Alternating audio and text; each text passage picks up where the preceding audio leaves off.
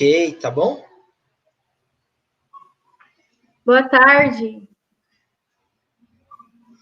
Estão conseguindo me ouvir?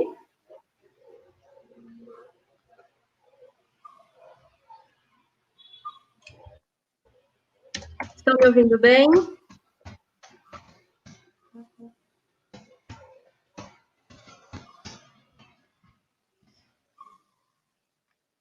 Ok. A gente vai começar, tá bom? Eu sou a Elisa, integrante do grupo de estudo de pequenos animais da FMU.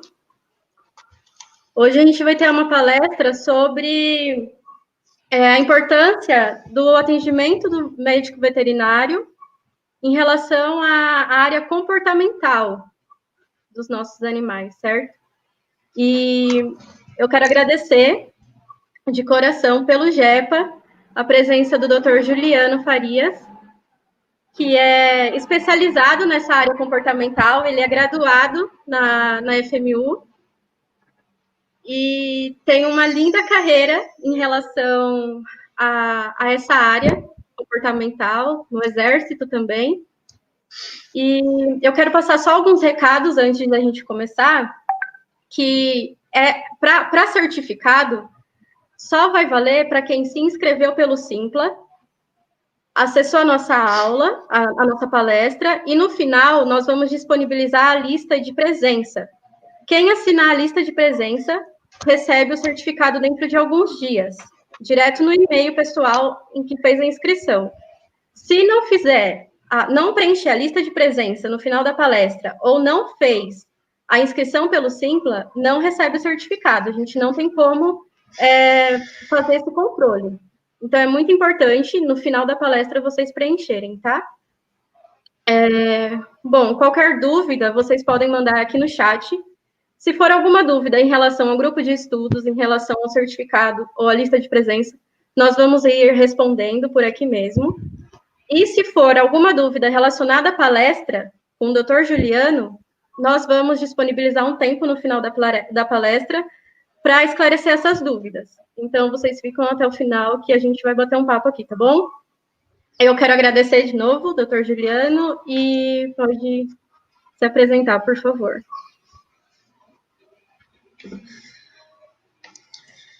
Boa tarde, galera. Me manda um alô para ver se o áudio está saindo tudo ok, se vocês estão conseguindo me ouvir. Primeiro, eu gostaria de agradecer a oportunidade de estar falando um pouco da minha paixão, que é o comportamento e adestramento de cães, né? Eu gostaria de agradecer ao grupo de pequenos animais, aonde eu tive a honra e a oportunidade de ser coordenador, né? Onde eu fiquei 2 anos aí da minha vida me empenhando também em estar levando palestrantes de qualidade para a faculdade. E por eu ter sido coordenador do grupo já há um tempinho, eu sei a honra e a oportunidade que é estar aqui falando com vocês, tá bom, galera? Agradecer aos coordenadores do grupo, a todos os membros que estão participando e que me deram essa oportunidade de vir falar sobre comportamento canino, né, que é a minha especialidade, apesar de eu estudar outros animais, mas a minha especialidade é comportamento canino, tá bom, galera? Todas as dúvidas no final da palestra, então eu vou tentar responder todas as dúvidas. Se eu não souber de responder alguma, se eu não conseguir responder alguma dúvida no momento, eu vou estudar e vou dar uma resposta mais conclusiva depois para essa pessoa específica, tá bom? Galera, estou sempre aberto a discussões, sempre aberto para vocês estar entrando em contato comigo nas minhas redes sociais. E a ideia dessa palestra o que eu queria passar para vocês. Na verdade, eu fiz como se fosse um mini curso de comportamento e adestramento, tá? Você vai ver que a palestra ela tem bastante informações, que é para depois, quem quiser adquirir, né, esses PowerPoints, eu vou estar disponibilizando para vocês. Para quê? Para vocês terem um ponto de partida, que foi o tema que eu coloquei. A importância do médico veterinário no atendimento comportamental, um ponto de partida. Por quê? Porque é uma área que está crescendo muito, que é essa área da etologia clínica, né? E que cada vez mais a gente está vendo a importância do bem-estar, da ciência, do comportamento, do adestramento em conjunto, né? Então, eu acho que isso é o mais importante, tá bom? Para quem não me conhece, galera, eu sou Juliano Farias, eu sou formado, né, médico veterinário pela FMU, e eu sou especializado em comportamento. Eu trabalho com adestramento e comportamento há 10 anos, né? Atendendo só essa parte de adestramento e comportamento. Como que surgiu o meu trabalho, galera? Eu comecei entrando do Exército Brasileiro, comecei meu trabalho atuando com cães de polícia, e dentro dessa minha atuação, que eu fui mais de 3 anos dentro da seção de cães de guerra, eu fui com vários cursos, me apaixonando cada vez mais por essa área, né? Até na palestra eu vou falar um pouquinho do trabalho de polícia, porque às vezes as pessoas têm muitas dúvidas, e muito legal também, dentro da área militar, tem veterinário que trabalha com os cães, trabalha com os cavalos, então é importante também vocês saberem um pouquinho dessa área, porque tem muitas dúvidas, tá bom, galera? Eu tenho uma empresa de comportamento também que presta serviço a domicílio. E qual foi minha intenção para veterinária? Eu já tinha experiência na área de comportamento e adestramento, porém, eu estava adentrando cada vez mais a família. Né? Então, deixou de ser o cão e passou a ser o filho. Com isso, surgiram alguns problemas de comportamento que teria que ter um profissional para estar podendo solucionar esses problemas de maneira mais clara, né?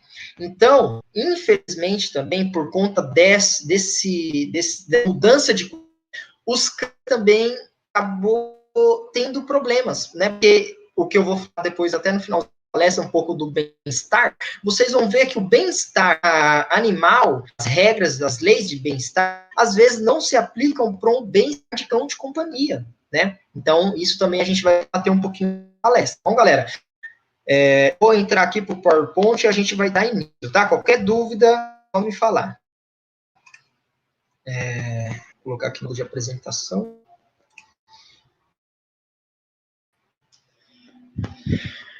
Isso aí, galera, vamos lá. Boa palestra para todos.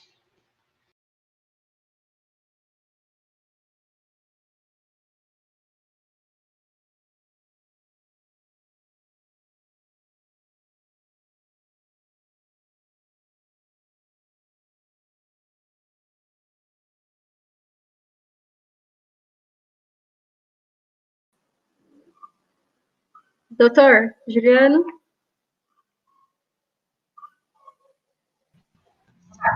Faltou o seu áudio. Alô? Quando habilitar... Oi, tá me ouvindo? Tô ouvindo. Não tá saindo o áudio? Quando compartilhar a tela, seleciona ali embaixo a parte do áudio. Peraí, deixa eu ver. Deixa eu voltar aqui então. Peraí, só um minutinho.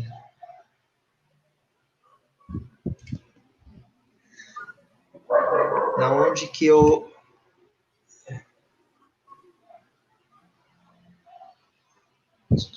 Peraí.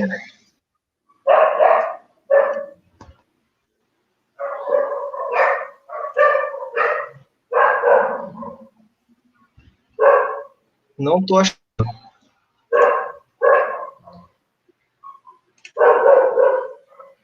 Não tá saindo o áudio? É isso? Na hora que eu compartilho a tela? Quando compartilha a tela, não.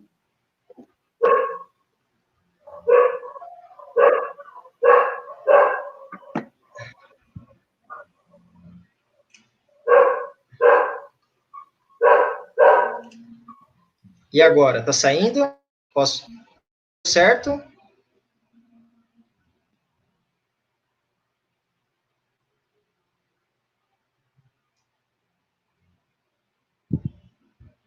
Alô?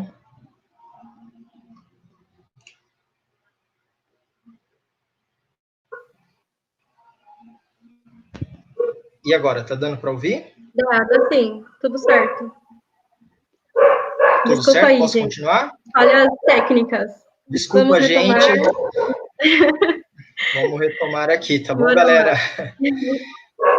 Se eu estiver falando muito rápido também, gente, me fala que eu vou dando uma diminuída, tá? Que eu sou hiperativo. Então, eu parei aqui, né, que eu sou sinotécnico formado pelo estágio emprego de cães de guerra e especializado no treinamento de cães de faro. E isso aqui é legal também, gente, especialista no treinamento de cães de faro. Isso daqui eu acho que é muito importante vocês saberem também, que eu tô com um projeto que, quando eu estava no Exército, eu treinava cães para faro de entorpecentes, né? Hoje eu estou com um projeto voltado para o treino de faro de patologias, né? Então hoje já foi provado que existe várias patologias que o cão ele pode estar detectando essa patologia antes mesmo de a gente fazer um exame, né? Para você ver a importância que o cão ele tem com a gente, né? Nessa parte do trabalho da medicina de faro.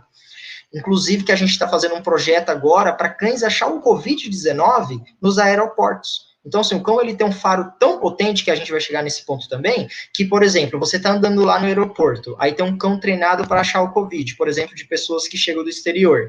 Se o cão ele é tão bem treinado que ele consegue, supondo, você está passando, ele consegue sentir que você tem um Covid e ele para do seu lado. Parou do seu lado, aí vai um policial federal, vai lá e faz o teste em você, entendeu? Figurante de cães de polícia também, trabalhava aqueles treinamentos de mordida, né? Então tinha que ensinar o cão a. E eu sou proprietário também da empresa Comportamental Dogs. Na introdução ao comportamento canino, como eu te falei, gente, eu vou passar para vocês como se fosse o meu curso de adestramento, tá bom? Essa palestra é como eu estivesse dando um curso para você, tá? Se ficar muito tenso, vão me controlando o horário aí também, tá? Se tiver demorando muito. Então, vamos começar com a história do cão, né? Então, acho que é muito importante a gente saber a história do cão. Então, galera, como o cão ele virou um cão doméstico, né? Como ele chegou perto dos seres humanos. Então, desde a época da pré-história, o cão, ele, na verdade, é descendente do lobo, né? Então, por que ele é descendente do lobo? O nome científico dos cães é Canis lupus familiaris. Então, essa descendência do lobo, ele fez como? Que a gente consegue anatomicamente, fisiologicamente, por a carga dentária, comprovar essa descendência, tá bom? Só que na época, qual que foi a teoria? Foi que os lobos que eram rejeitados da matilha, porque na natureza é a lei do mais forte, né? A matilha, né? A alcateia, na verdade, desculpa, a matilha de cães, a alcateia de um lobo, eles querem sempre prevalecer o mais forte, né? Isso é a lei da natureza. Então, o que acontecia? Os cães os lobos, na época, que eram os rejeitados da matilha, o que eles faziam? Eles iam em busca de sobrevivência. E como que era essa sobrevivência? Essa sobrevivência era através de uma questão de... O lobo chegava perto dos seres humanos, para quê? Para comer os restos, né? E começou assim. Então, foi tendo esse contato mais íntimo, sempre com os lobos mais famintos ali, que comia os restos dos seres humanos naquela época, né? E os seres humanos acabou vendo o quê? Vendo que se eles conseguiam dar alimento para aquele animal, ele conseguia ali uma certa relação, né, com esses animais, que a gente vai debater lá na frente também, que é a seleção natural e a seleção artificial, tá bom, galera? Então, essa intimidade com os seres humanos, com os lobos, já tem desde a pré-história, tá bom? Então, desde quando o ser humano começou a ter essa intimidade com o lobo, com esses lobos rejeitados, né, na teoria, ele começou a ver uma importância, né, nessa relação, que aí começou a fazer o quê? Eles começaram a fazer a seleção, né? Então, o ser humano viu que o lobo conseguia avisar eles de predadores, né, conseguia ajudar na caça, né, conseguia às vezes ceder, né, quando o animal acabava falecendo, ele cedia também a pele, né, do lobo. Então, foi assim que começou, tá bom, galera? Claro que eu deixei aqui uma introdução mais histórica aqui para vocês, mas é só dando uma resumida aí para vocês entenderem como foi esse começo, essa interação. Então, essa interação entre cão e ser humano é desde a época da pré-história, tá bom? Então, o primeiro passo que eu quis passar para vocês era o quê? O que é a etologia? Porque eu acho que é importante a gente saber o que é a etologia, porque a etologia é o estudo do comportamento animal, né? Então, os etólogos, eles fazem o quê? Eles estudam o comportamento inato do animal, para começar a entender o que eles estão fazendo na natureza, quais são os seus instintos, quais são as suas características, né? Então, eles fazem uma observação para poder entender aquele animal, tá bom? Então, o comportamento animal se originou a etologia, né, se originou da zoologia, que foi influenciada pela Darwin, né? Darwin que começou toda essa introdução, né, da origem das espécies. Inclusive, tem o livro de Darwin, né, depois eu posso indicar para vocês, que é a origem das espécies. E depois, né, já mais no nosso século, foi Konrad Lorenz e Nico Tinbergen, que começou realmente a dar ênfase à etologia, né? Então, foi isso que é a etologia, né, que é o estudo do comportamento animal. No nosso caso hoje, dentro da etologia, eu me especializei em comportamento canino. Então, a gente vai estudar, né, o comportamento do cão, tá bom? Então, falando de Tinbergen, quem foi Tinbergen, né? Nico Tinbergen foi considerado o pai da etologia junto com Konrad Lorenz, né? Em 1973, eles ganharam o Prêmio Nobel de Fisiologia. Né? Então, eles foram pessoas que conseguiram cientificamente falar para a gente muitas características até hoje utilizadas, né, no padrão da etologia animal, tá bom, galera? Então, a gente vai debater um pouquinho do que o Tinbergen, né, ele falou para a gente e como é aplicado até hoje essa lei no nosso meio de treinamento, tá bom? De treinamento e de comportamento da parte de etologia clínica também, tá? Então, Tinbergen, ele deixou 4 leis, né, na parte de comportamento animal, que a gente utiliza hoje, que são as 4 leis de Tinbergen, para etologia, né, voltado ao treinamento animal, né, e ao comportamento animal. Primeiro é a causa. Então, a gente tem que entender qual é a causa daquele comportamento, o que está acontecendo, como aconteceu. A gente tem que fazer essas perguntas. Então, essas causas, ela pode ser tanto de estímulos internos e externos.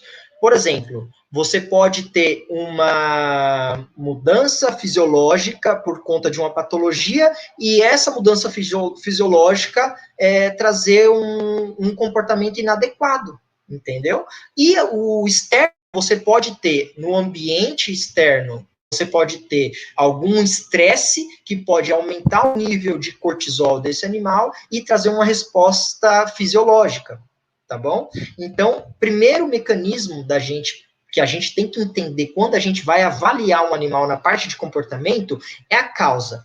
Então, a gente tem que tentar descobrir a causa, que na psicologia canina, né, galera, é o difícil. Por quê? Porque o animal, ele não fala pra gente o que ele está sentindo, tá bom?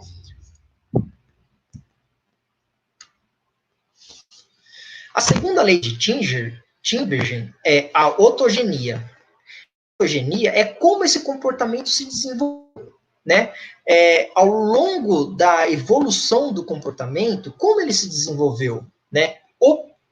Foi o motivo, né? Então, a gente tem que, nessa evolução do comportamento, saber o nível que ele está. Então, às vezes, pega um cachorro que é super ansioso, né? Aí ele tá lá na sua casa, ele não para de latir, ele fica o dia inteiro alerta, ele rói os móveis. Então, por que esse cachorro ele está ansioso? Porque esse cachorro está demonstrando esse comportamento inadequado, sendo que não era para ser assim. E como foi a evolução desse comportamento, tá bom? A terceira lei é a filogenia, que estuda, a filogenia estuda a história filogênica de tal comportamento, né? Então, isso a gente vai entender os precursores daquele mau comportamento. Por que ele está naquele estado dele, né? Naquele momento? Qual foi o precursor? Qual foi a causa do comportamento? Tá bom, galera? Então, a filogenia é muito importante também para a gente entender, tá? Até coloco um exemplo aqui, ó, do que é a filogenia. Uma criança viu como seus irmãos foram reforçados por esse comportamento e ele reproduz, né? Então, por exemplo, você tem um irmão que é um mau exemplo para você. Vamos colocar assim: você tem duas opções. Ou você vai seguir, né? Porque infelizmente, às vezes a gente age pelo hábito, né? Então, às vezes, aquele mau exemplo pode influenciar, né? Não é uma resposta assim para todos, mas você pode ser influenciado por aquele mau exemplo, tá bom? E a quarta lei é a função, ou seja, a função adaptativa e a função e a adaptação, né? Então, assim, o animal ele se adapta àquela situação, né? Então, às vezes o animal ele está num ambiente de estresse, ele vai ter uma adaptação àquele ambiente de estresse, tá bom? A gente vai começar então, galera, agora a falar um pouco da introdução à aprendizagem canina, tá bom? Aqui eu coloquei duas fotinhas para vocês entenderem essa evolução, né? Eu tenho um neonato aqui e eu tenho um cãozinho idoso. Então a gente vai falar um pouco dessas fases, né? E o que a gente às vezes a gente erra nessa fase, né? O que a gente deve fazer. Tá bom, galera? Então, a gente tem o período neonatal, né? Que é o período ali de nascimento, dos 12 dias de vida, aonde que o cão, ele é dependente da mãe, ele tem que mamar o colostro, né? Ele tem que... Hoje, a gente consegue, através da gente estar seleção artificial, antes, na seleção natural, era a lei do mais forte. Então, nessa época, o animal, ele era subdividido. Então, assim, o filhotinho mais forte que mamava mais, que comia melhor, tomava o primeiro colostro. Hoje não, hoje a gente consegue, com a seleção artificial, fazer todos os cães ter a mesma mama, ele vai beber o mesmo colostro, o mesmo leite, então eles têm a mesma atividade, tá bom? Então, nessa fase da vida, ele é extremamente dependente da mãe, tá bom? Aí você tem a fase de transição, que é dos 13 aos 20 dias de vida, tá bom? Essa fase de transição, ele começa, a gente entra em fase de desmame, né? Aonde que ele vai aprender a não precisar mais do alimento da mãe, tá bom? Na natureza, essa fase, a mãe ignora realmente os cães, né? Infelizmente, às vezes acontece o quê? Ela até repreende eles, porque começa a nascer os dentinhos, e aí eles começam a morder a mama, né? E ela começa a repreender eles, e nessa fase eles já começam a comer por si só, tá bom? O período de reconhecimento, né, que aí eles começam a ter estados de reconhecimento, né, eles começam a reconhecer os membros da matilha. No caso, a matilha hoje é você dentro da sua casa, né, então nessa fase é onde que a gente começa a chamar ele, começa a falar o nome, começa a dar alguns comandos. Então essa é a fase de reconhecimento. Tá bom, galera? Eu tenho o período da socialização, que é muito importante. Então, o que eu faço nesse período? A gente vai estar fazendo nessa fase, né, as vacinas do cão, né? Então, nessa fase das vacinas, a gente perde um pouco também da socialização e ambientação, né? Porque a gente não pode sair com eles na rua. Porém, o que a gente pode fazer para começar a socializar e ambientar esse animal? A gente pode pedir para pessoas amigos ou parentes que tenham um animal bem cuidado, vacinado, vermifugado, tudo bonitinho, e no ambiente desse animal para ele já começar a aprender a linguagem corporal dos cães. Porque eu pego o caso, galera, que o cão ele tem 3 anos, 2 anos, e nunca teve contato com outro animal. Então ele não aprendeu a linguagem corporal dos cães, ele sabe só a linguagem corporal dos humanos, entendeu? Então, a socialização e ambientação dos cães é importante começar quanto antes, melhor.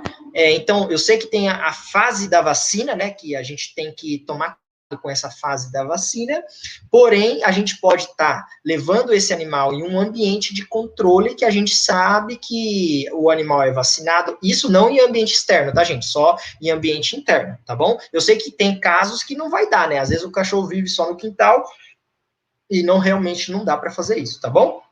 Eu tenho o período que a gente tem que tomar cuidado, que é o período do imprint, tá bom? O que é esse imprint? Quem descobriu o imprint para a gente foi o Conrad Laures. Ele descobriu o imprint nas aves, né? Aonde que uma ave, quando ela nasce, ela vista a primeira pessoa, o primeiro ser que a ave vista, ele já entende que aquilo ali é, entre aspas, assim, vamos falar, a mãe dele, né? Ele segue aquela pessoa ou aquele animal, no caso, né, das aves, aves, né? Desculpa, peraí, passou.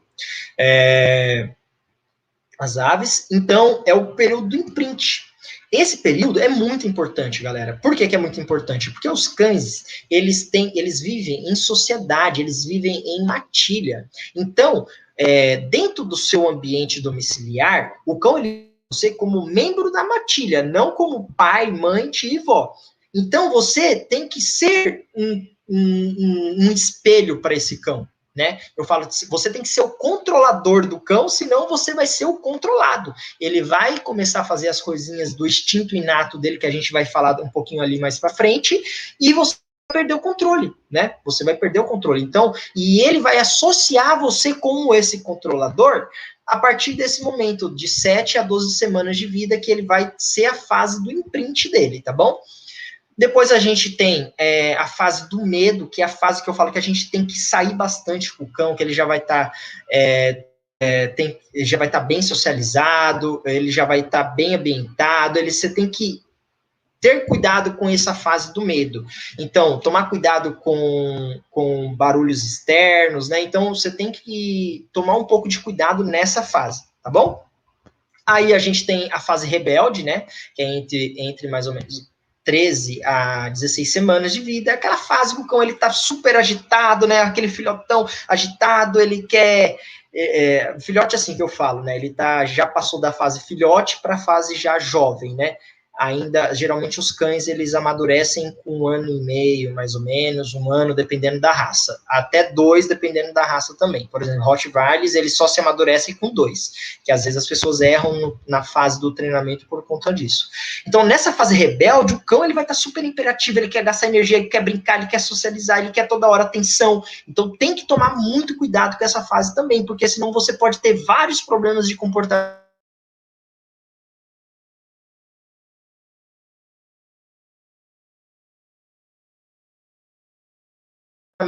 se você não dá ali período também que você tem que tomar cuidado, que é onde o cão ele acha que é o dominante, ele quer fazer tudo o que está na cabeça dele, aquela fase rebelde que eu falo, tá bom?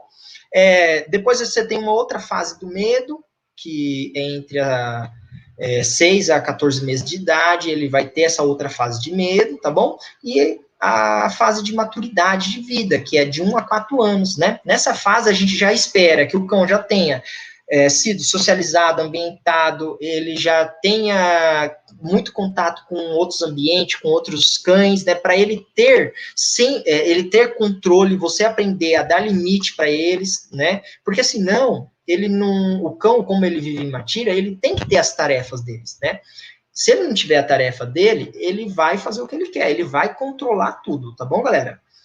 E, por último, a fase da velhice, que começa aos 7 e vai, né, hoje em dia, graças a Deus, com a medicina veterinária bem evoluída, né, a gente trabalha hoje muito com prevenção, então a gente tem cães aí que está chegando a 20 anos de idade, né? Então é muito legal, mas pela teoria, os cães começam a envelhecer mesmo a partir dos 7 anos, tá bom, galera? Principalmente raças grandes, tá? Grandes molossos. Então, eu vou falar um pouco, galera, dos sentidos, né? Cão, ele tem os sentidos de ameaça, caça, luta, migração, defesa de território e acasalamento e o sentido de matilha, tá bom? Que é a organização social deles. Galera, ameaça, o que é isso? Ameaça é quando o cão, ele está em matilha, né, ou sozinho, ele se sente ameaçado, ele reage, né, sobre essa ameaça. Tem cão que é inseguro e reage por insegurança. E tem cão que é controlador e reage por dominância, tá bom? Tem diferença. Caça, né? Então, falando um pouquinho da caça, os cães, eles tiveram a parte da pré-história, né? Depois começou a seleção artificial, na onde que os seres humanos destinava os animais para certo tipo de trabalho, tá bom? Aí depois eu vou explicar um pouquinho o que é isso também. Caça, então o cão, ele tem um instinto de caça, né? Ele quando tá com fome, o instinto dele é ir buscar alguma coisa para comer. Então, e o cão é considerado mais carnívoro do que herbívoro, tá bom? Então, na teoria, ele é mais carnívoro, ele come alguns legumes e tal, mas ele é mais carnívoro do que herbívoro, tá bom? Então, o cão, ele é um caçador, né? Você pode ver, a maioria dos cães, ele é começou com destino de caça. Luta porque o cão, na matilha, ele tem que defender a sua matilha, né? Então, às vezes, tem outros cães que querem tomar a liderança, ou predadores, né? Então, o instinto de luta. Migração, que é a exploração do ambiente. Então, o cão, quando você vai passear com o cão, na cabeça dele, ele não está passeando, ele está migrando, ele está explorando o ambiente. Por isso que a gente tem demarcação de território. Às vezes a gente tem aquele cachorrinho lá que ele é muito demarcador de território. Por quê? Porque o cão não passeia, ele migra, ele explora o ambiente, tá bom, galera? Defesa de território e acasalamento, né? Que é o instinto. O cão, ele vive baseado nisso, nesse sentido. Então, quando eu vou colocar até um exemplo simples para os meus clientes, eu coloco assim: o cão, ele vem e lambe você. Para nós, seres humanos, é o que? Ai, que bonitinho, tá me dando beijo, ai, que lindo, né? Mas na cabeça do cão, não. Ele tá querendo que ele lambe a sua boca para você regurgitar alimento, entendeu? Então, essa lambida que você tem no rosto, nada mais é o cão querendo alimento, né? E várias outras coisas. Por exemplo, por que o cão pula em você? Porque tem cachorro que é muito controlador e ele quer sempre estar por cima. Então, quando você chega lá, ai, que garotinho bonito, tal, você está fazendo uma posição de submissão e o cachorro vai lá e pula em você. E cada vez mais ele está sendo controlador. E você não está entendendo o que ele está querendo dizer para você, tá bom? É só alguns exemplos, tá, gente, do que o ser humano acaba humanizando os cães. Então, o que eu estou querendo passar para vocês? Passar o que é o cão de fato e depois a gente vai vendo os problemas de comportamento que está saindo, tá bom? O cão. Qual que é o primeiro sentido do cão? Vamos lá. Peraí, só colocar um aqui. É isso mesmo. Os instintos inatos, agora vamos falar de sentidos, tá, galera? Então, galera, ó, o olfato, audição, visão, tato e paladar. Eu já coloquei aqui na sequência, tá? Primeiro sentido do cão é o olfato, né? O cão tem mais de 350 milhões de células olfativas. O cão, ele consegue perceber no ser humano reações químicas que a gente não percebe. Então, por exemplo, quando você tá triste, antes de você perceber, o cão já percebe que você está triste. Quando você acorda naquele dia de mau humor, ele já sabe. O cão, ele conhece a gente muito mais do que a gente conhece eles, tá bom? Audição, então o cão tem mais de 10 vezes mais o sentido de audição apurado do que o ser humano. Visão, já foi comprovado hoje que o cão enxerga cores também, tá bom? Não todas igual aos seres humanos, mas enxerga algumas cores. E o tato, né, que o cão, ele tem muito senso de tato também. E paladar é o último do cão, tá bom, galera?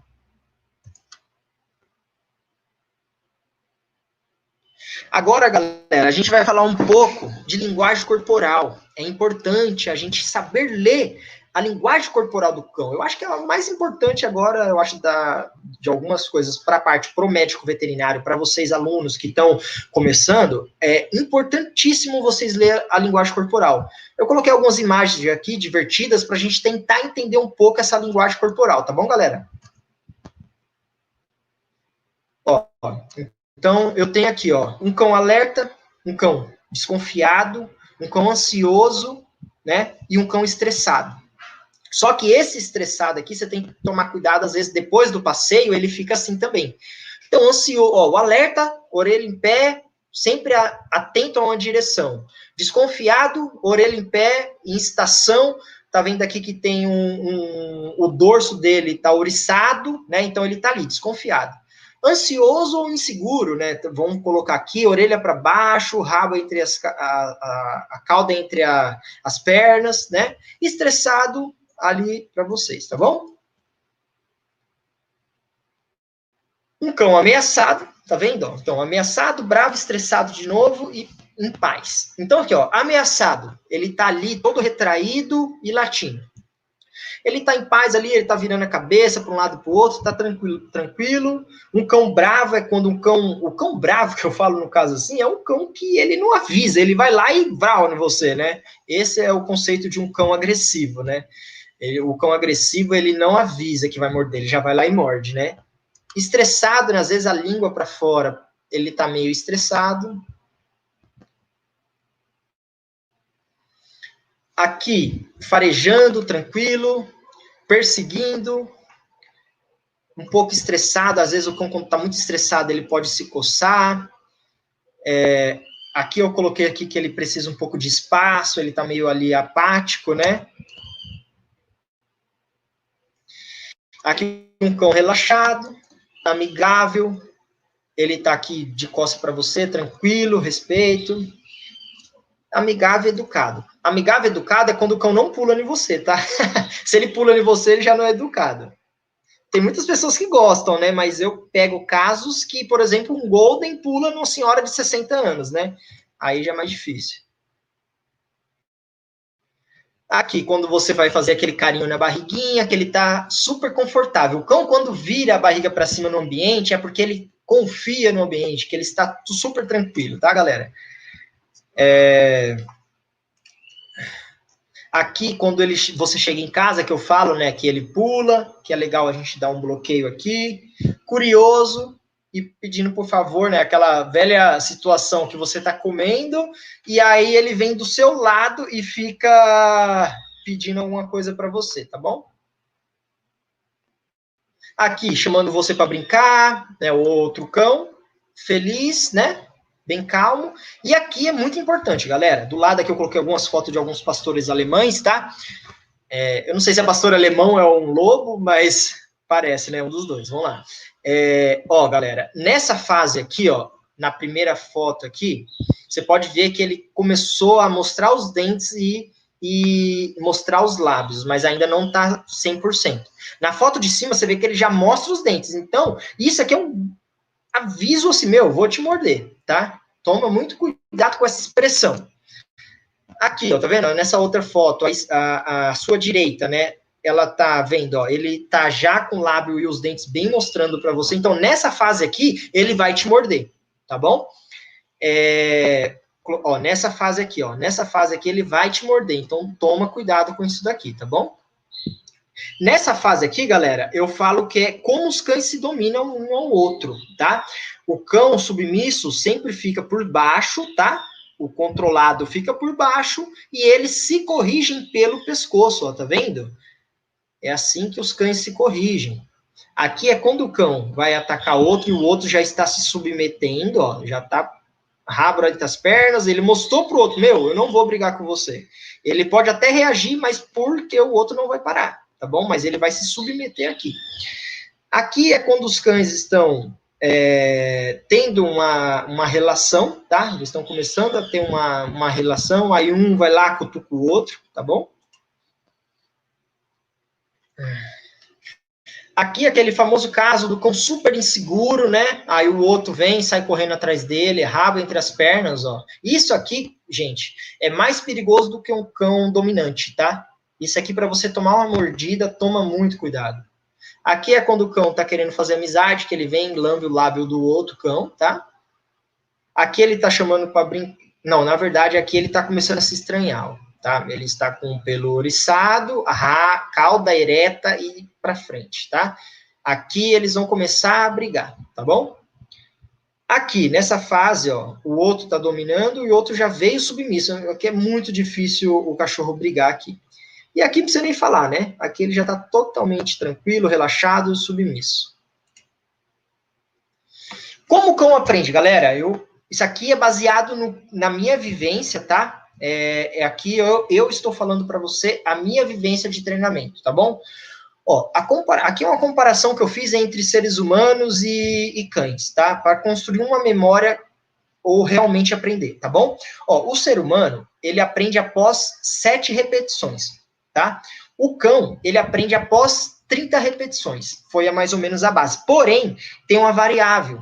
Tem cão que aprende mais rápido e tem cão que demora mais um pouquinho. Tá bom, galera? Então, é mais ou menos isso. Os cães aprendem por repetição, né? E por condicionamento. Você tem que, supondo, você vai fazer um comando. Você pega um exemplo, um petisco, né? Que aí ele vai querer comer a própria ração. Você levanta a mão, ele olha para cima e senta. Você tem de 0 a 1,5 segundos para poder dar aquela recompensa e você marcar aquilo que você quer. Né? Você deu para ele uma recompensa de 0 a 1,5 segundos para poder condicionar um comando, tá bom? Fase de aprendizagem, galera. A gente tem a primeira fase, é por estímulo negativo ou positivo, tá bom? Hoje em dia, existe uma onda positivista, né? O que é essa onda positivista? Que é uma teoria que as pessoas, tá, galera? Isso é o meu ponto de vista, tá? Que a gente trabalharia com cão só no reforço positivo, tá bom? Mas o que é o reforço positivo? O reforço positivo nada mais é do que você reforçar positivamente um comportamento. Tanto ele pode ser ruim ou bom, entendeu? E reforço negativo. Quando a gente fala em reforço negativo sobre correção, as pessoas já pensam que é agressividade, galera. Isso tá errado, não é isso daí. Então, assim, ó, o reforço negativo, qual que é a teoria? Ele vai extinguir um comportamento, independente se é bom ou ruim, tá? Aí existe a forma de você dar um reforço negativo, tá? Existem várias formas, que aí eu posso estar dando uma explicação para vocês também. Como que a gente dá um reforço negativo? Por exemplo, você chegou em casa, o cão pulou em você. Pelo reforço positivo, você tem que esperar o cão parar de pular em você. Assim que ele sentar, e você dá o reforço positivo. Mas às vezes você demora horas para poder conseguir fazer isso. Tá bom? O reforço negativo é ao contrário. Por exemplo, o cão chegou em você, você fez assim com a mão, ó. Bom, aí você vai dar um toque nele, de correção. Você deu uma negação para ele que você não quer que faça aquilo. E aí ele sentou. Aí na próxima vez, um exemplo, ele veio, e aí você fez de novo, e ele não pulou em você, você dá um reforço positivo. Você vai ter uma assertividade muito maior do que você só esperar ele sentar. Porque às vezes a vontade dele de ter atenção é tão grande que ele nem vai ligar pro petisco, entendeu? Né? Ou por uma resposta positiva, ele só vai querer pular em você, tá bom, galera? Então, essa teoria do reforço positivo e negativo é uma coisa que está bem aí discutida nas redes sociais, que aí depois, mais pra frente, a gente conversa um pouquinho sobre isso também, tá? Eu tô tentando ser um pouquinho mais rápido aqui por causa do horário, tá? A segunda fase é por condicionamento, que eu já tinha falado por você, que é por repetição, né? A terceira fase é você usar o drive de caça ou alimentação. O que é o drive de caça? Tem aqueles cães que é direcionado, que tem um driver para correr atrás da bolinha, correr atrás de um paninho e tal. Você usar esse driver para ensinar o que você quer, ou alimentação. Às vezes é aquele cão esfomeado, né, que você quer dar um controle nessa alimentação. Em vez de você dar alimentação à vontade, você vai usar a alimentação para treinar ele, tá bom? como eu tinha falado para você, o tempo de o cão absorver um comando, né, ou alguma coisa que você quer ensinar para ele é de 0 a 1,5 segundo. E aí você tanto é para o reforço positivo e tanto para o reforço negativo. Por exemplo, o cachorro fez xixi na sala.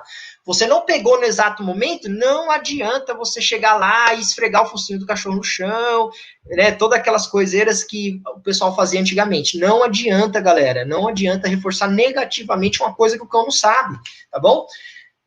Outra coisa muito importante também lembrar é que o cão, da linguagem corporal, né, que eu já expliquei para vocês, os gestos, isso é muito importante.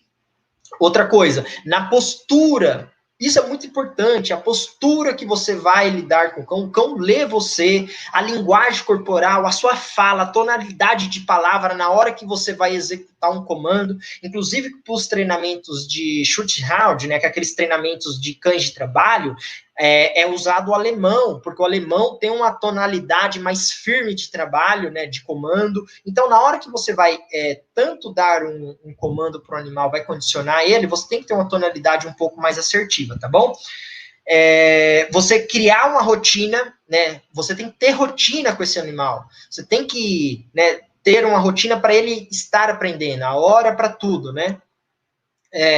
Antes de treinar, é muito importante você fazer uma recreação. O que é uma recreação? Vou treinar o cão, leva ele para fazer xixi e cocô. Já pensou? Ele está lá no meio da aula, ele desfoca da aula para fazer xixi, né? Então, leva o cão, antes de qualquer treinamento, leve o cão para poder fazer as necessidades fisiológicas dele, tá? Peraí, só esqueci de falar só do trabalho motivado, né? Isso aqui depois eu vou falar um pouquinho de motivação para você, mas é aquilo. Sempre você tem que tentar motivar o seu animal, tá bom? Para trabalhar sempre com alegria.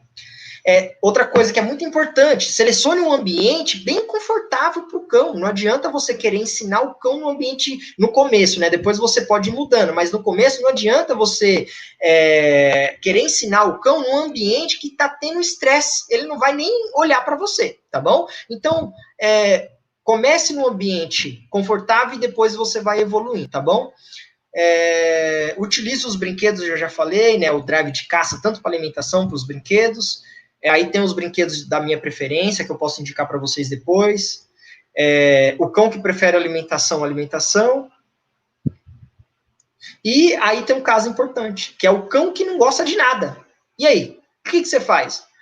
O cão não gosta de petisco, o cão não gosta de bolinha e não gosta de treinar com o estímulo do alimento. E aí, o que eu vou fazer, galera?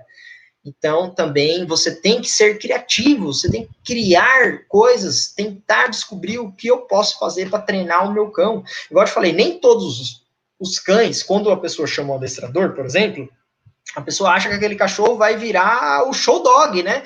Mas às vezes não, às vezes no máximo ele vai saber fazer o junto, senta e deita, tá bom? Ou às vezes dentro do ambiente você vai dar alguns limites, que a gente vai falar sobre isso também, tá bom? Então, é isso, galera. Etapas do aprendizado, né? Então, o que a gente vai falar?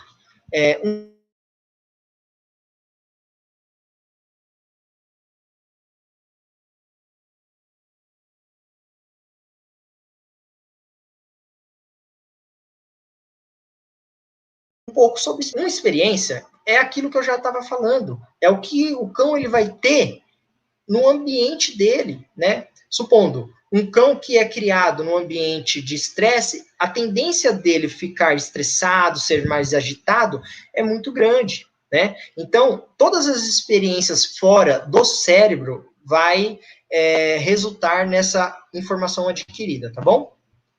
Então, aprendizagem, qual que é o conceito de aprendizagem? É uma alteração no cérebro que resulta na modificação do comportamento por um período mais longo do que alguns segundos. O que eu falei para você? Que é no mínimo 30 repetições para ele condicionar um comando, por exemplo, como consequência de informações provenientes fora do cérebro. Então, eu peguei, mostrei para ele o petisco, levantei a mão, ele olhou para cima, sentou, de 0 a 1,5 segundo, eu fui lá e recompensei. Eu fiz isso várias vezes, por mais de alguns segundos, ele vai começar a ter aprendizagem, né?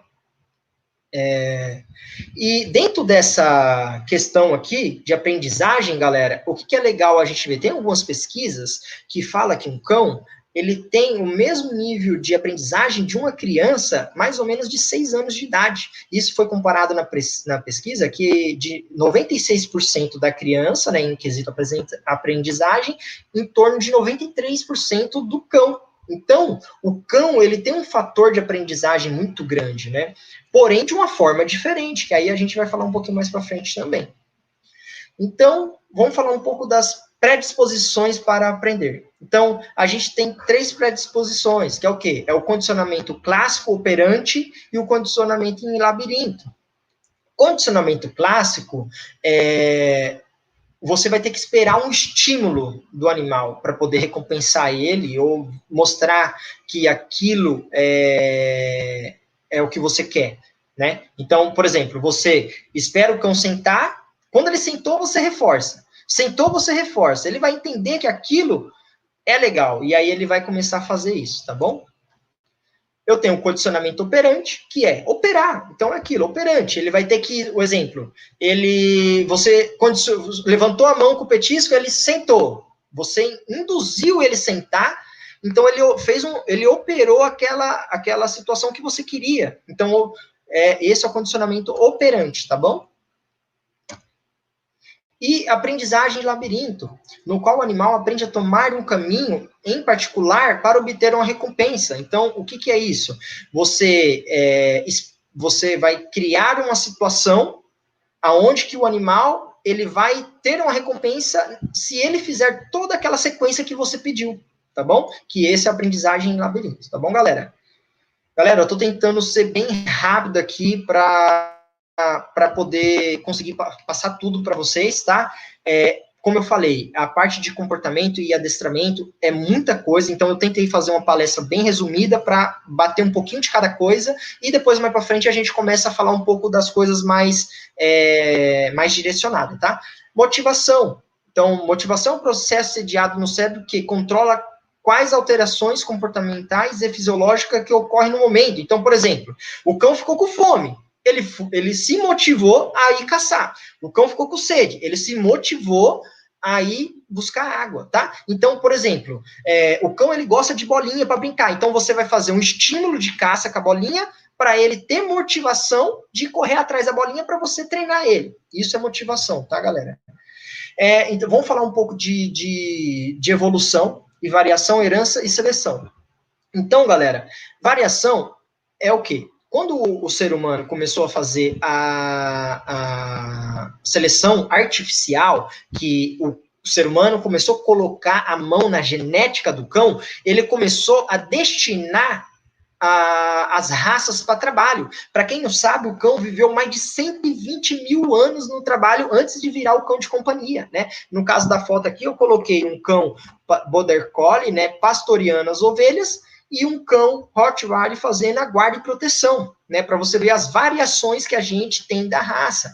Herança é aquela herança que o animal trouxe durante a genética dele nessa árvore genealógica da sua particularidade da raça, tá bom? E a seleção é aquilo que eu te falei, existe a seleção natural, que é a seleção da natureza, que é a lei do mais forte, e a seleção artificial, aonde o ser humano vai lá, coloca o dedinho e faz ou um melhoramento genético, ou uma raça específica para um tipo de trabalho, tá bom, galera? Galera, vou passar um pouquinho para você aqui, que é um resumo, tá, do bem-estar animal. Isso dentro do meu consentimento, tá, galera? Como eu te falei, essa palestra é voltada para comportamento canino, tá? Então, assim, quem já passou aí do primeiro semestre, a gente teve lá um pouco do bem-estar animal, que a gente tem as 5 liberdades, né? Livre do medo e estresse, livre de fome e sede, de desconforto, dor e doenças, e ter a liberdade para expressar seu comportamento natural. Peraí, desculpa. Porém, galera, vamos falar aqui, ó. As leis do bem-estar, ela foi iniciada, né, para animais de produção. Se você for ver, todas essas leis, né, medo, estresse, fome, sede, desconforto, dor, doenças, tudo isso se aplica a animais de produção. Mas claro que os animais de produção hoje estão dentro dos animais de companhia também. Só que se você for pegar hoje, como eu falo, a minha experiência de trabalho, né, o bem-estar dos animais domésticos que estão dentro da nossa casa hoje, que é os cães, os gatos, os passarinhos, os periquitos, vai muito mais além do que só essas 5 liberdades, tá? E eu acho que deveria ser feito, né, que inclusive a gente está estudando bastante isso com algumas pessoas que estão dentro dessa área do comportamento animal, não mudar as 5 liberdades para os animais de produção, mas fazer um bem-estar para animais de companhia, especificamente, porque vai muito além disso daqui, tá bom, galera? Vai muito além só do que as 5 liberdades. Então, assim, o cão, ele tem temperamento, índole, né? Temperamento, índole e caráter, né? O temperamento é qualidades inatas, né? Então, por exemplo, se você seleciona, vamos falar assim, um animal que tem um temperamento mais aversivo, você vai ter, consequentemente, dentro da ninhada dele, animais mais aversivos, entendeu? Então, ou, por exemplo, se você selecionar, até teve um teste, uma pesquisa com raposas, eu não sei se alguém viu, que teve um cientista que ele em 20 anos, ele conseguiu domesticar as raposas. Então, assim, temperamento é uma qualidade inata, porém não é mutável, é manifestado espontaneamente, tá bom, galera? Então, eu tenho, por exemplo, um animal que nasceu muito dócil, ele às vezes é tão dócil que ele é submisso e medroso. Aí você tem um animal dócil ou agressivo, né? Porque essa palavra agressividade não se aplica para muitos cães. Às vezes o cachorro ele é controlador e dominante e as pessoas acham que ele é agressivo, tá bom? Então, a índole, né, que é o comportamento natural que o cão apresenta na ausência de estímulo. Então, assim, por exemplo, se você pegar um cão e soltar ele na natureza, a tendência dele é virar um cão selvagem, porque senão, como que ele vai sobreviver, né? Então, índole, ele expressa o comportamento natural dele. E caráter, né, é integrante do instinto, né? O caráter adquirido influenciado pelo ambiente. Então, o que eu falo, que o cão é espelho do dono, né? Então, se você é uma pessoa calma, assertiva, uma pessoa que sabe, passa esses limites seus do corpo pro cão, ele vai aprender com você, tá bom? Se você é uma pessoa mais agitada, mais agitada, ele também tende ele ser assim também, tá bom? Agora, gente, eu vou começar a falar um pouco para vocês do comportamento anormal. O que é legal isso daí? É que assim, galera, como eu sou adestrador de cães, veterinário comportamentalista, né, especializado em comportamento, eu posso tanto ajudar vocês na parte de adestramento e na parte também da parte das patologias comportamentais. Por isso que eu fui para a veterinária, né? Então, hoje eu posso trabalhar. A gente trabalha com 3 pilares no comportamento, que é a modificação comportamental, modificação ambiental e fármacos psicoterápicos, tá? Hoje eu não vou falar de farmacologia comportamental, tá? Eu vou falar só um pouco dos problemas comportamentais anormais que tem, tá bom? Então vamos lá, ó. Essa é uma frase bem legal que eu deixei aqui para vocês, ó. O comportamento alterado é geralmente a primeira indicação de doença e, de fato, o comportamento animal é o diagnóstico... E, de fato, o comportamento animal e o diagnóstico estão há tempos fortemente associados. Igual eu falei para você. Então, o comportamento e a patologia clínica, né, ou a clínica geral, estão ali. Por quê? Por que o tutor leva o cachorro no veterinário? Porque ele viu que o cachorro dele está alterado, né? O cachorro está todo animado e, de repente, ele está apático. Putz, está acontecendo alguma coisa, tá bom? Então, eu tenho as estereotipias, né? Que é o quê? Andar estereótipo, andar em círculos, né? E perseguir a própria cauda, esfregação, bater as patas no chão, lambeduras. Tudo isso são estereotipias, que é tratado na parte da etologia clínica. Então, o etólogo clínico, ele tem o tratamento farmacológico para poder ajudar. Fora isso, tem a parte comportamental e ambiental também, que ajuda. Aí, o que é legal? É a agregação dos profissionais, para poder ter uma assertividade maior de tratamento, tá bom? Aí eu tenho autodirecionamento, que é automutilação, lamber, arrancar e engolir os próprios pelos, e injeção de fezes, que é a coprofagia, que é um comportamento natural dos cães, que eles buscam, às vezes, aí tem várias coisas, né, a ansiedade, ou às vezes eles procuram, eles estão faltando algum nutriente, eles comem as próprias fezes, e tem tratamento também, tá bom, galera?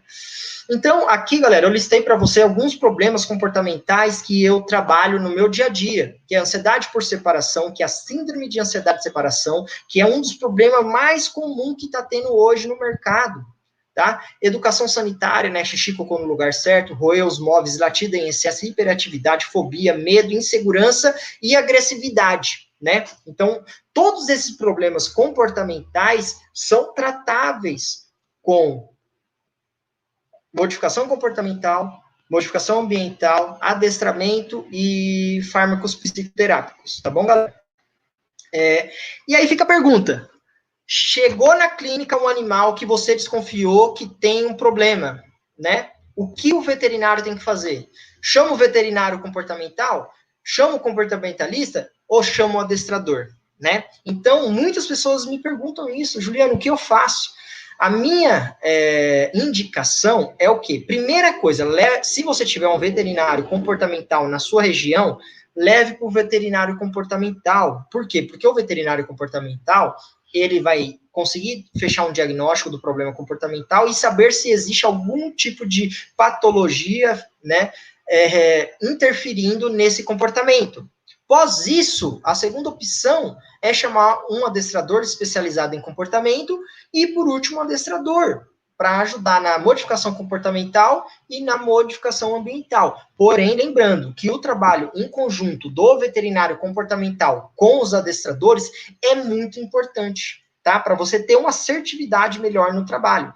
Por isso que eu vim para a veterinária. Hoje, graças a Deus, eu consigo prestar esses dois trabalhos para os meus clientes. A parte da etologia clínica com o trabalho de fármacos psicoterápicos e adestramento e comportamento também, tá bom? Um pouquinho aqui eu já passei do bem-estar, eu acho que eu repeti esse slide aqui, tá, galera? Mas eu já passei para vocês, tá? Outra coisa que é muito importante também, galera, é a senciência.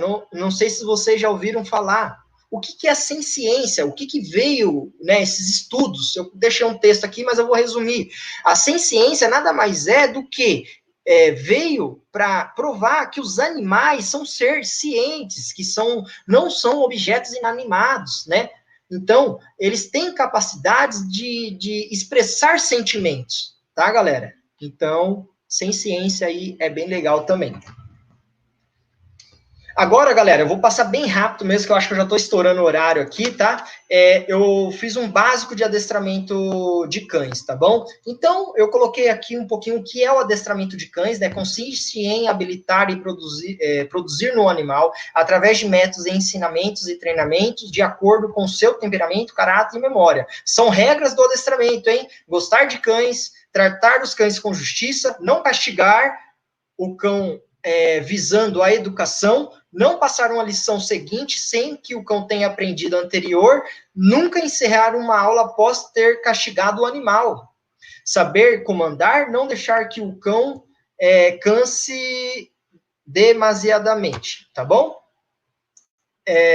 Perfil do adestrador, gostar de cães, inteligência, coordenação física e mental, paciência e perseverança, robustez, iniciativa, dedicação e confiança. É o mínimo aí para você ser um adestrador, tá? Aqui eu coloquei um pouquinho do perfil dos cães, né? Então você tem aí um Beagle super alerta, super agitado, imperativo, né? Tá sempre ali alerta. Tem um Pug aí, né? Que apesar de ser imperativo, eles são um cão que tem bastante controle no ambiente, e eu tenho aqui um pastor belga de Malinois fazendo um lançado, né, que é na figuração que a gente fala lançado, porque quando ele chega perto do figurante para morder, ele se lança, né? E materiais de trabalho, galera, existe vários materiais de trabalho, tem vários, o peitoral, você tem o peitoral que é o antipuxão, você tem enforcador, você tem o colar eletrônico, tem vários tipos de materiais de adestramento. Se vocês quiserem saber mais sobre materiais de adestramento, tirar dúvida, por exemplo, tem muita gente que tira dúvida comigo sobre enforcador, porque tem aquela teoria que fala que o enforcador machuca o animal, né? Na verdade, galera, por exemplo, saiu um estudo recentemente falando que o próprio peitoral, ele tem um efeito chicote que machuca o animal, que traz também problemas para o animal. Então, na verdade, não é o material que machuca o animal, é a forma que você utiliza esse material. No meu curso de adestramento e comportamento, eu praticamente mais ensino os clientes na prática sobre o uso do material, para você não causar um problema para o seu animal, tá bom? Comandos básicos, né, que você tem que fazer no adestramento, junto, senta, deita, aqui, casinha, come, não, muito bom, tá? Comandos básicos. E é isso, galera. Ficou alguma dúvida? Então, vou deixar dúvida com vocês agora, nas meninas. Aqui é um pouquinho, vou deixar aí para vocês. Eu gostaria de agradecer aí toda a equipe do GBA-FMU, tá? De todas as pessoas que participaram da palestra. Deixei aqui meu contato, meu Instagram, juvete.comportamento, tá, galera? Meu e-mail, então, qualquer dúvida, qualquer coisa que você ficou com dúvida sobre a palestra, eu tentei ser o mais rápido possível, bater os tópicos. Gente, o comportamento, para quem é veterinário e está começando agora, comportamento animal é uma coisa que está em ascensão no mundo, tá? Inclusive, vocês viram que saiu agora a nova lei de maus tratos. Então, assim, galera, é uma área, para quem gosta, que está tendo muito crescimento e está precisando de profissionais. No Brasil, são poucos comportamentalistas, poucos etólogos clínicos e adestradores de cães de qualidade, tá bom? Então é isso, galera. Espero que vocês tenham gostado. Muito obrigado. E é isso. Agora vamos voltar aqui.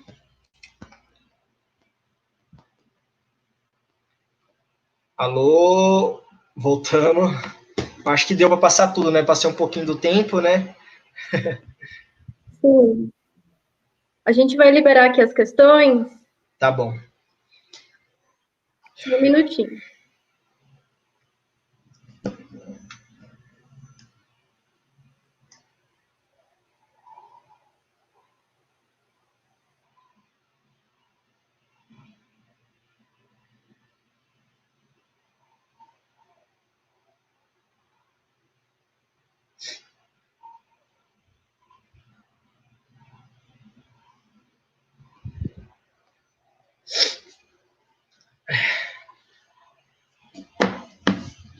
Espera aí, vamos aqui. A Paula falou, é muito mimada, se sente dona de casa quando está no sofá. Rola direto e não deixa colocar a coleira nela para passear. Como proceder nessa situação? Galera, sobre o pudo da tia da Paula, vamos lá. Então, assim, pensa comigo, lembra que eu te falei? O cão, ele age por instinto inato, tá? Então, assim, se ele tem o instinto de ameaça, caça, luta, migração, defesa de território e acasalamento, e geralmente pudos, né, são controladores. Então, a partir do momento, por exemplo, que ele pulou no sofá sem ordem, né, essa ordem seria, assim, pode pular no sofá, vamos falar assim, ele está se sentindo controlador do ambiente. Né? Então, o certo mesmo era você começar a dar um limite no sofá para ele pular só quando você autorizar. Né? Só que aí a forma que você vai dar esse limite que é importante, por isso que tem que ter um profissional para te ajudar, tá bom? Colocar a coleira, galera, o que a gente tem que fazer? Aí existe vários tipos de materiais, lembra? Aí depende se é um peitoral, se é um enforcador, ou se é qualquer outro tipo de material de trabalho. É o quê? É você associar a coleira com uma coisa boa. Por exemplo, o que já é de base? Assim, às vezes os cães gostam muito de migrar, de fazer o passeio. Então, você tem que fazer o quê? Você tem que pegar, só colocar a guia se ela deixar. Por exemplo, se ela não deixou, naquele momento você não passeia, frustra ela naquele momento e tenta fazer de novo até ela associar que colocando a coleira, ela vai para o passeio, tá bom? Rosná também, que ela falou, peraí, como... Rosna direto. Então, essa questão do rosnar é uma confronta, tá? Então, na teoria, não se permite isso. Então, o certo mesmo era o quê? E outra, quando você entrar com a correção, tá bom? É você corrigir esse rosnado. Porém, tem que chamar um profissional para orientar você como você vai corrigir esse rosnado, tá bom? Próxima pergunta. Vamos ver aqui. Em cães que tiveram contato social ainda jovem, mas se tornaram agressivos, é algo genético ou poderia ser personalidade?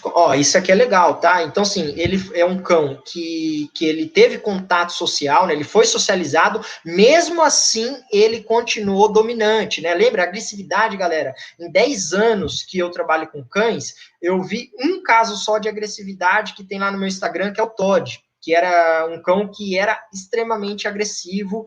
Eu tive que fazer um trabalho aí de 6 anos para conseguir melhorar essa agressividade dele, tá? Então, na verdade, às vezes o seu cão ele pode ser um cão dominante e com o tempo ele foi ganhando esse controle e você não soube dar o limite para ele, tá bom? Então, a gente começa trabalhando ele, nesse caso, com a modificação comportamental e ambiental, e com limites, regras, restrições. Se acaso, mesmo assim, ele não melhorar, aí a gente tenta associar o trabalho com fármacos psicoterápicos, tá bom?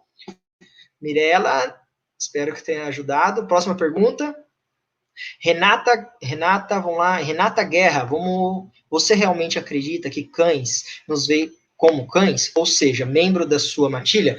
Olha, Renata, eu vou ser bem sincero com você. Eu estou falando, no começo, quando eu comecei a trabalhar com cães, né, há 10 anos atrás, eu não acreditava, né, porque a minha cabeça era de humano, né, então eu pensava como humano. Então, com a minha experiência, e assim, ó, lá no Exército, eu trabalhei na seção de cães de guerra, que é o centro de criação de cães do Exército. Então, eu fiz mais de 100 matilhas. Na verdade, eu fiz não, né? Eu ajudei no parto de 100 matilhas e treinei mais de 100 matilhas. Então, eu tive como oportunidade a muitos cães, né? A sua linguagem corporal. E, assim, hoje em dia, o que eu acho? Eles têm o instinto inato da natureza e eles agem mediante isso, é genética, gente. Vocês vão estudar isso aí, genética se não me engano, no terceiro semestre. Então, assim, eles são geneticamente baseado no quê? Ameaça, caça, luta, migração, defesa de território e acasalamento. Eles vivem baseado nisso. Porém, lembra? Por conta de ter contato com o ser humano, ele encara você como membro da matilha, não como pai, mãe, tio, vó, tá bom? A minha opinião é essa, tá? Mas pode ser, até hoje, né, eu não vi nenhuma pessoa que tem algum adestrador comportamentalista ou etólogo clínico que pense diferente. Aí você tem a vinculação, que é o quê? O cão, ele tem um afeto, um vínculo com você, tá bom? Renata... Desculpe, mas não é assim que funciona o treinamento positivo. A técnica pular não é treinada dessa forma explicada. Tá, Renata, eu dei uma suposição, tá? Eu sei que o treinamento positivo não é dessa forma, eu só quis colocar ali uma suposição de como geralmente é feito, tá? Mas não quis mostrar que o treinamento positivo é feito dessa forma, tá bom? Próximo. Sugiro aos participantes pesquisarem sobre o treinamento positivo, pois as informações passadas aqui sobre estão em desacordo. Então é isso, galera. Igual eu falei, tudo que eu falei aqui, Renata, é sobre a minha opinião e minha experiência, tá? Depois, quem quiser pesquisar sobre outros materiais, outras metodologias, a gente está super aberto. Eu sempre estou aprendendo, tá? Todo dia, independente da minha experiência, todo dia eu estou aprendendo, tá? Eu trabalho com reforço positivo e negativo, né? A gente fala, eu trabalho com os dois, eu trabalho para o que funciona para o bem-estar animal, tá bom? E o meu trabalho é público, o meu trabalho está nas redes sociais, eu tenho uma carta de cliente aqui, galera, de atendimentos que eu fiz, né? Que são mais ou menos mais de 1.500 clientes que eu já atendi, entendeu? Então, o que eu estou querendo dizer aqui e passar para vocês não é que eu estou falando que é assim, tá? É a minha opinião como profissional, tá bom? E eu, graças a Deus, estou até no mercado hoje porque estou dando resultado para as pessoas, tá? Mas, Renata, super concordo com você. Você deve realmente discordar com coisas que você não acredita. E se você trabalha com treinamento positivo e funciona para você, em certos casos, continue assim e continue procurando conhecimento, tá bom? Próximo.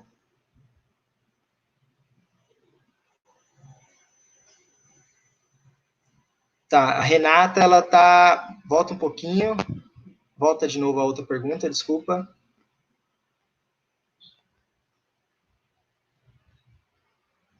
Isso, deixa aí. Tá, meu Deus. Enforcador, colar, Jesus, enforcador traz prejuízos, tá? Tá bom. Renata, vamos lá. Eu não queria falar sobre isso daqui, tá, gente? Eu não tô aqui para fazer política, tá? Eu tô aqui para só passar o meu conhecimento e que funciona para mim na prática, tá bom? Galera, o ano passado eu trabalhei mais de 80 casos que não foram solucionados, tá? Eu pego muito casos de reatividade, muitos casos assim que passam vários profissionais e infelizmente não tem resultado, tá bom? Então, galera, o que eu quis dizer para vocês aqui sobre os materiais de trabalho, inclusive que você pode ver aqui na minha palestra, eu nem coloquei nenhum tipo de material. Eu não estou falando que você tem que usar o enforcador, que você tem que usar o colar, e eu quero saber os prejuízos, tá? Gente, eu quero saber os prejuízos, tá? Renata, me mostre para mim os prejuízos, tá? Até hoje, 10 anos, não são 10 dias, 10 anos de trabalho, não vi nenhum prejuízo até hoje, tá? Com pessoas idôneas que utilizam o material corretamente, tá? Igual eu te falei, é totalmente diferente. Por exemplo, você pegar, vamos falar aqui, um cão, que é um cão miniatura, agressivo, vamos colocar assim, reativo, e você pegar um cão que é totalmente diferente, um molosso, por exemplo, que é dominante. E aí, como você vai fazer? Tá bom? Então, assim, gente, tem muita teoria, né? Muita teoria que é linda na teoria, mas na prática, galera, não funciona. Na prática, não funciona. Renata, depois me procura, vamos conversar no privado. Se você conseguir provar para mim que alguma metodologia que você trabalha deu certo com cães reativos, igual eu falei, estou aqui para aprender e mudar o meu conceito. Igual eu falei, tem casos que eu utilizo sim o enforcador, tem casos que não. Igual eu te falei, até hoje eu fui para a veterinária para estudar isso, para estudar se as técnicas e técnicas de adestramento, elas causavam algum prejuízo para o animal. Como eu te falei, em 10 anos de trabalho, eu até hoje não vi nenhum problema com isso. O que eu vi foi o quê? Pessoas que não sabem utilizar materiais, pessoas que infelizmente não sabem utilizar corretamente o material, ou que foram mal instruídas, tá bom? Inclusive, a gente está num debate muito grande hoje por conta do uso do enforcador, uso do peitoral, tá? Então, assim, tem casos, igual eu falei, não uso em todos os casos o enforcador, tá? Mas tem casos que é necessário. Infelizmente, é necessário. E até hoje eu não vi nenhum prejuízo. Eu não vi nenhum prejuízo até hoje. Se você me provar o contrário, depois dos meus 10 anos de experiência, aí, beleza, Renata, aí eu vou concordar com você, tá bom? Próxima. Uma amiga tem um cachorro que não é castrado. Dentro da casa dela, ele é dócil, mas ataca desconhecidos. Você já chegou já chegou a morder perpendicular, muro. Tá. Juliana, é outro caso aqui de cachorro controlador, tá bom? O que acontece, galera? O cão, como eu te falei, o cão, ele é um animal, antes de ser cão, antes de ser nosso filho, tá? Então, se você pega um cão que ele tem um temperamento um pouco mais controlador, um pouco mais dominante, né? Vamos falar assim, controlador no ambiente. E a pessoa, já é uma pessoa mais, vamos colocar assim, submissa, o cão ele vai tomar conta da situação, né? E às vezes, como eu te falei, por isso que o uso do material é importante. Às vezes você tem um cachorro que tem uma força a mais do que você, e você não tem um controle vocacional com esse animal, você vai ter problemas, entendeu? Como eu te falei, existem vários estudos provando, galera, o uso do reforço punitivo. É que as pessoas, igual eu te falei, infelizmente, aqui no Brasil, tem uma onda que está entrando que vai contra isso. Mas, igual eu te falei, eu não estou aqui para julgar nenhuma onda, eu estou aqui para ajudar os animais, né? Então, se eu consigo chegar na casa de um tutor e dar uma boa orientação para ele e ele conseguir resolver o problema, vai ser muito importante, tá? Então, nesse caso aqui, é importante chamar um profissional para a gente estudar e fechar um diagnóstico do seu problema, Juliana, na verdade, do cachorro da sua amiga, né? Para assim poder dar uma direção melhor para ela, ver qual técnica que a gente vai usar para poder dar sequência no trabalho e trazer um resultado para você, tá bom? Pode passar.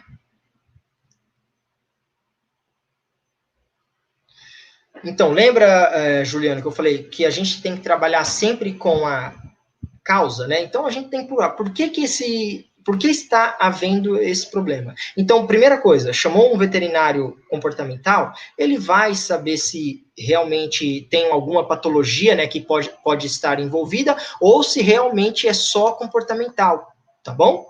Então, é importantíssimo, né, por conta de ele ser um cão dominante e tá atacando outras pessoas, tendo esses problemas de ataque, então é importante chamar um profissional para avaliar o caso e destinar a melhor técnica para resolver o seu problema, tá bom?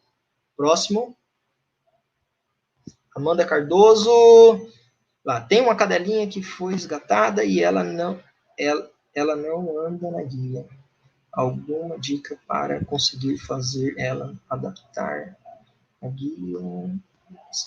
Ela aceita o coloque literal, mas não aceita ser conduzida. Amanda, tem sim, tá? Por exemplo, geralmente, o que você faz? Você vai colocar a guia nela em casa, você começa treinando em casa, tá? É um passo um pouco chatinho, mas com o tempo você vai adaptando, tá bom? Depois, se você quiser me chamar no privado, eu te dou uma orientação bem melhor, tá? Porque aqui, como já passou um pouquinho do horário, aí eu não vou conseguir. Aí você me chama no privado que eu te dou uma orientação melhor, tá? Para poder resolver esse problema, tá? Pode passar. Tawane.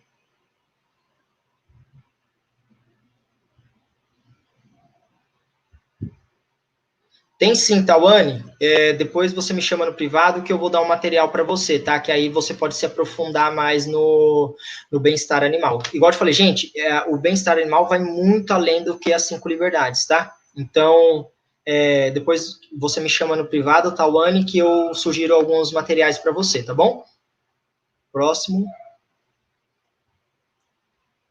Estou com dificuldades em fazer um filhote X em andar na guia. Ela é bem dominante.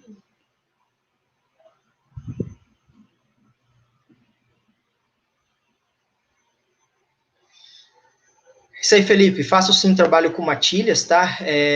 E a sua dificuldade com filhote é normal, às vezes que acontece. Às vezes, quando você coloca o material para conduzir o animal, e ele é um animal, às vezes já está no. Assim, você às vezes acaba.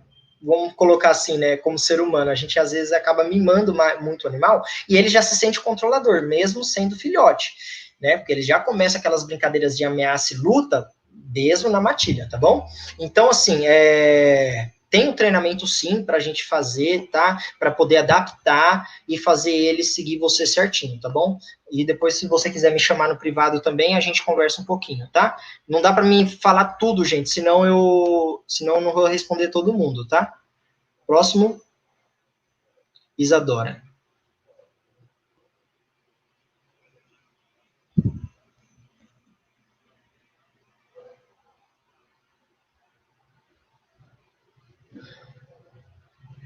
Oi, Isadora. Vamos lá. Os seus Americans, eles estão entrando no sentido de defesa, né? Na verdade, eles estão querendo proteger você. Então, a partir do momento que você entra na piscina, na cabeça dele é uma situação de risco, né? Então, tem sim um treinamento, né? Você tem que ir desensibilizando ele com a piscina, com essa entrada, às vezes a forma que você entra, você ir começando a fazer o quê? Vai começando a desensibilizar ele com a piscina. Você pode, por exemplo, fazer o quê? Toda vez que você for dar a alimentação para ele, se ele tiver um drive para alimentação legal, você faz o quê? Você pega a alimentação, vai até a piscina, não dá alimentação para ele. Aí você faz o quê? Vai conduzindo com a mão, né? Quando chegar na piscina, você coloca e fica perto da piscina com a alimentação e você vai fazendo essa desensibilização. Aí depois, com o tempo, na próxima vez, você entra na piscina e dá a ração, e aí você vai fazendo isso até ele desensibilizar com essa entrada. Às vezes a forma que você entra, a forma que você pula na piscina, né? E vocês ficam, às vezes a gente nada, bate o braço, isso pode ele estar entrando nessa situação de defesa, né? Do temperamento dele, tá bom? Próximo. Como deixar o cão mais à vontade no consultório? Então, quando você sai de casa e leva ele para o consultório, né? Então, o legal mesmo é você fazer o quê? Por exemplo, tirar meia hora antes para dar um passeio, tá? Meia hora antes de entrar para o trabalho, para o consultório, faz um passeio com ele, recreação, lembra? Xixi, cocô, tudo certinho, e geralmente leva as coisas que ele gosta de ficar em casa, entendeu? Geralmente o que você pode fazer também? Você pode pegar um brinquedo que chama Kong, né? Dentro desse brinquedo você pode colocar a ração dele, ou um franguinho grelhado, ou alguma outra coisa, se ele não tiver nenhum problema de saúde, né? Um petisquinho ali dentro, para ele ficar tentando tirar isso enquanto você está trabalhando. Então, faz meia hora de passeio, e aí, né, coloca o Kong, dentro do Kong alguma coisa que ele gosta de tirar, e aí você vai ensinando isso para ele. E é legal também você fazer um pouquinho de obediência básica no consultório, tá bom? Começa a fazer lá o sento, deita e fica e tal, ele já vai estar cansado, faz obediência básica e o Kong. Aí, com o tempo, ele vai socializando e ficando mais calminho aí num ambiente diferente, tá? Próximo. Brena, vamos lá.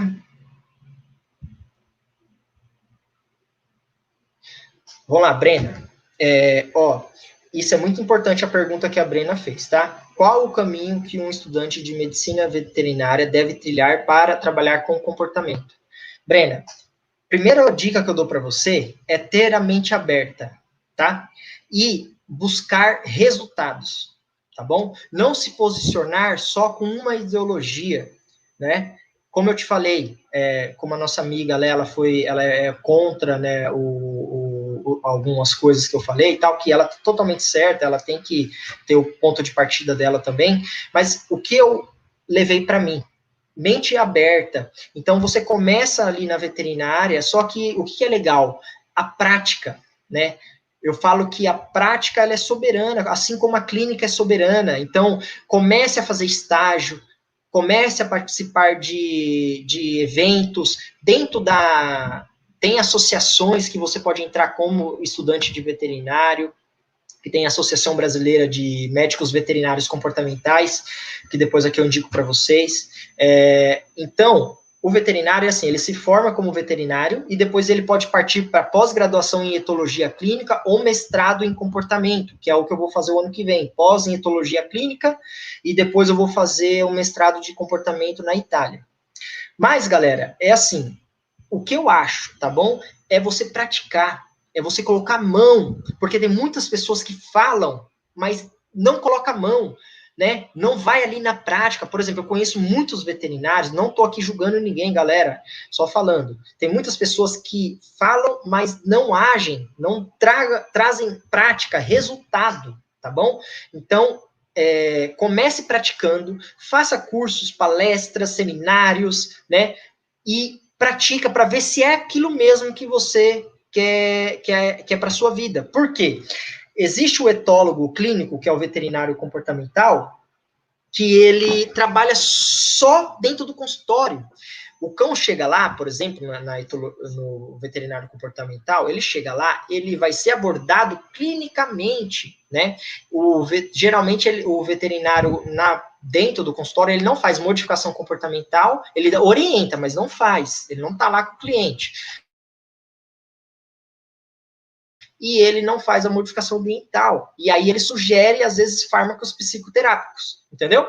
Então, é mais ou menos assim que funciona. Então, minha opinião e o que eu faria, né, se eu pudesse fazer tudo de novo, e eu acho que para mim foi muito bom. Eu comecei como adestrador de cães de polícia, né, e depois eu fui para etologia clínica, né, que ainda eu vou me especializar mais ainda. Mas, como eu te falei, começa na prática. É igual ir na faculdade, gente. Eu tive que praticar muito para aprender. Então, não adianta eu só estudar o que o professor está passando na lousa, né? Eu tenho que estudar o professor, ele passa só para a gente o que ele quer que a gente estuda, entendeu? Então, você tem que participar dos grupos, você tem que participar das coisas acadêmicas, você tem que estudar mais, você tem que fazer estágio. Então, procura sempre coisas dentro dessa linha que você quer, né, para ser um comportamentalista, e pratica de tudo um pouco e tenha a mente aberta, né? Às vezes você vai ver por exemplo, às vezes pode ter outra palestra com outro veterinário comportamental que trabalha só positivismo, né? Ele é contra qualquer tipo de punição, tá bom? E no meu caso, eu trabalho e eu vejo resultado nisso e eu levo o bem-estar pro animal e pro tutor. É a minha ideologia, tá bom, galera? Mas, como eu te falei, começa na prática, se especializa e depois vai para a parte de comportamento, tá bom? Isadora, minha cachorra, Pinscher, 2 anos, tem costume de comer cocô. Tá. Tá bom, galera, vamos lá. Coprofagia é um comportamento natural do cão, porém, dá para se resolver sim, tá? Tem alguns fármacos que ajudam, mas a modificação comportamental é muito importante. Isadora, depois me chama para eu dar umas orientações para você sobre coprofagia, tá bom? Próximo. Mirela, tem algum livro sobre comportamento que você indica? Galera, tem um aqui, quer ver? Deixa eu pegar aqui. Ó, esse é um só que eu gosto, mas tem vários, tá? Depois eu faço uma lista aí para vocês, tá? Então, comportamento dos animais domésticos é bem legal, tá? Só que aqui é voltado mais para a área da etologia clínica, tá bom? Tem alguns outros que depois eu indico para você, tá bom, Mirela? Só me chamar depois, aí eu te passo uma lista, tá? Próximo.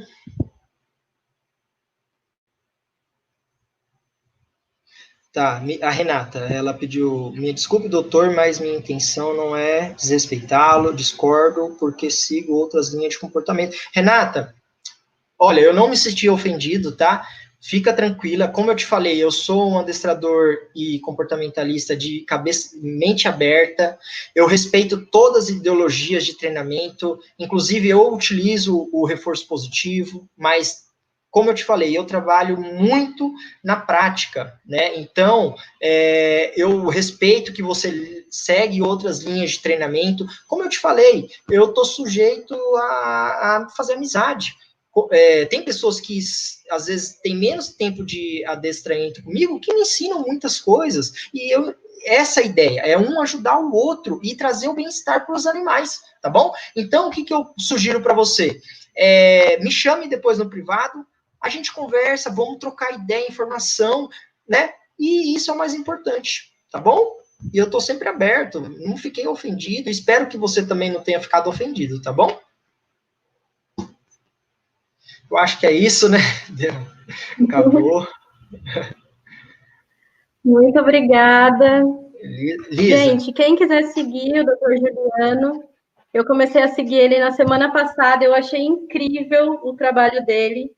Ele mostra as aulas que ele realiza e com uma aula ele consegue fazer coisas inacreditáveis que parece hipnose. Porque eu fiquei sem acreditar na diferença que é um cão antes e depois da primeira aula. Eu recomendo vocês de seguirem a página dele, gilvete.comportamento, que é no Instagram. Ele posta stories do dia a dia e é incrível realmente o trabalho dele. Se vocês tiverem alguma dúvida, manda mensagem para ele lá no direct. Ele também tinha disponibilizado o e-mail dele, a gente vai divulgar agora, depois da palestra, lá no nosso Stories, para vocês entrarem em contato. Essa palestra ela vai ficar gravada no YouTube, então sempre que vocês quiserem rever, vai estar liberado aqui. E o certificado vai ser para quem fez a inscrição pelo Simpla e assinou a lista de presença que eu mandei aqui no final. Se vocês quiserem, eu vou mandar aqui de novo.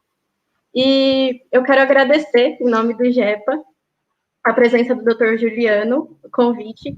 Quem sabe a gente não faz, eu estava até lançando aqui uma ideia para as meninas, da gente fazer um simpósio de um dia só de comportamento, para os médicos veterinários da área falarem como que é possível a gente... Porque tem muita coisa, né, relacionada a comportamento, tanto no dia a dia, como questão de adestramento e tudo mais.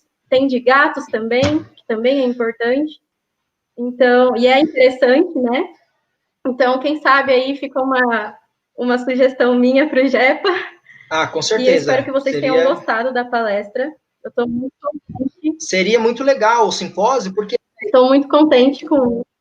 seria legal o simpósio, Elisa, porque aí você convidaria também outros profissionais com outras ideologias também, né, de trabalho. E aí isso agregaria muito para os alunos, né? Ah, e eu já vou deixar aqui também, depois vocês do grupo fazem um sorteio para quem participou da palestra tirar uma aula de comportamento comigo na prática, tá bom? Então fica esse sorteio aí para quem vocês sorteiam entre, né? Vocês escolhem aí e tal. Pode ser a Renata, não tem problema. Brincadeira. Mas faz um sorteio e aí quem ganhar, a gente vai marcar um dia, eu vou marcar uma consulta comportamental com essa pessoa e um cliente meu novo. Que aí que é legal, eu vou pegar um cliente difícil, né? E aí a gente, na própria aula, eu vou demonstrar tudo isso que eu tentei passar aí na palestra para vocês, tá bom? Aí, fenomenal. Olha, gente, então, esse sorteio ele vai ser realizado para quem fez a inscrição no Simpla e para quem assinou a lista de presença, porque é como a gente tem controle, tá bom? Depois a gente vai ver aí como que faz esse sorteio, e aí a gente entra em contato com vocês por e-mail, que é onde está registrado toda essa inscrição. Muito obrigada, doutor Juliano. Gente, segue, curte o nosso canal do YouTube aí, se inscrevem. No Instagram também, a gente está divulgando as raças, a gente está divulgando as curiosidades. Sempre que a gente faz as palestras, a gente está divulgando curiosidades também relacionadas à palestra. Então, seguem a gente no Facebook, no YouTube, no Instagram. Semana que vem tem mais uma palestra. A gente vai começar sobre uma outra área, não vai ser comportamental. Então, fica aí a suspeita para vocês. E, gente, bora compartilhar e fazer crescer, porque, olha, o doutor Juliano era da FMU e olha onde ele está agora. Então, vamos que vamos, e é isso. Muito obrigada. É isso aí, só deixar mais uma informação, Elisa, a última aqui. Daqui um ano, eu vou lançar o Centro de Psicologia Canina e Etologia aqui em São Paulo, tá bom? Então, só para deixar aí para a galera. Então, o pessoal que gosta da área, que quer fazer curso, palestras, então depois entre em contato comigo, tá bom? Certo. Muito obrigada, doutor. Boa tarde, gente. Boa noite. Fica com Deus. Né? Boa noite. Boa semana, bom final de semana.